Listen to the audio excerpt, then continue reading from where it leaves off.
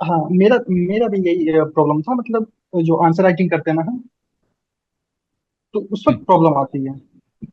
Answer writing करते जैसे वक्त मतलब कंटिन्यू, क्या प्रॉब्लम महसूस करते हैं कि कैसे उत्तर जैसे लिखना हम, शुरू करें, कैसे कंक्लूड करें, इस टाइप की प्रॉब्लम?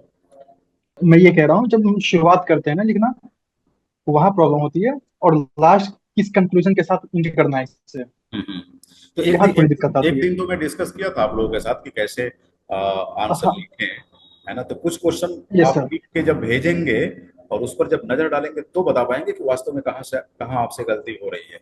क्योंकि देखिए, जब भी हम किसी प्रश्न को यस सर। इंट्रोड्यूस करते हैं तो हमारी कोशिश ये होती है कि क्वेश्चन के अंदर जो मेन पार्ट है, कहने का मतलब क्वेश्चन की एक्चुअल डिमांड क्या है, पहले हमें उस एक्चुअल डिमांड को स्पॉट आउट करना होता है। और उसी एक्चुअल डिमांड को हम अपने इंट्रोडक्शन के पार्ट में रखते हैं, मतलब संक्षेप में उसे इंट्रोड्यूस करते हैं।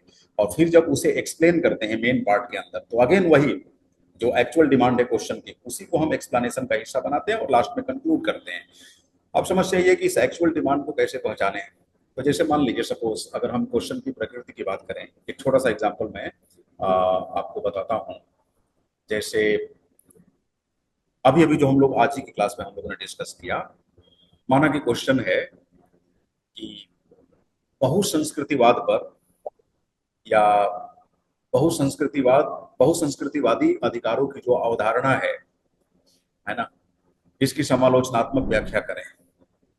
बहुसंस्कृतिवादी अधिकारों की अवधारणा का समालोचनात्मक व्याख्या करें। अब क्वेश्चन तो दिख रहा है कि हाँ भाई, बहुसंस्कृतिवाद पर है और अधिकार पे है, लेकिन इतना तो तय है कि बहुसंस्कृतिवाद में अधिकार पर सवाल पूछा गया है। और चूंकि समालोचना पूछी गई है, समालोचना का मतलब यही है कि पहले बहुसंस्कृतिवाद के अंदर जो अधिकार है उनकी मान्यताओं को बताइए, और फिर इन मान्यताओं को आपको खारिज करना पड़ेगा, मतलब क्रिटिसाइज करना पड़ेगा, तो जाकर आप समालोचना कर पाते हैं।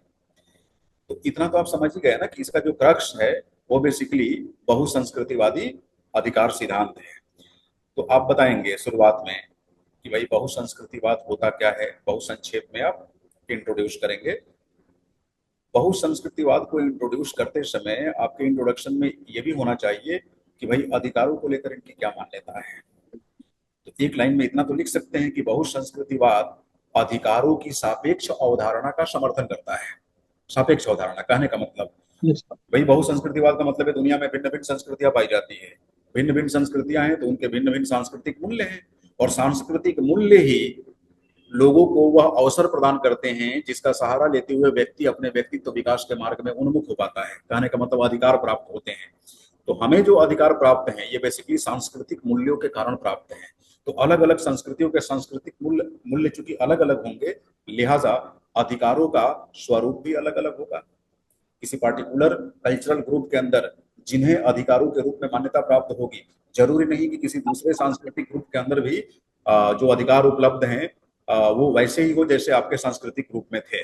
तो चूंकि संस्कृतियां अलग, लिहाजा सांस्कृतिक मान्यताएं अलग, तो अधिकारों का स्वरूप भी अलग। तो हर संस्कृति के सापेक्ष अधिकारों का निर्धारण होगा।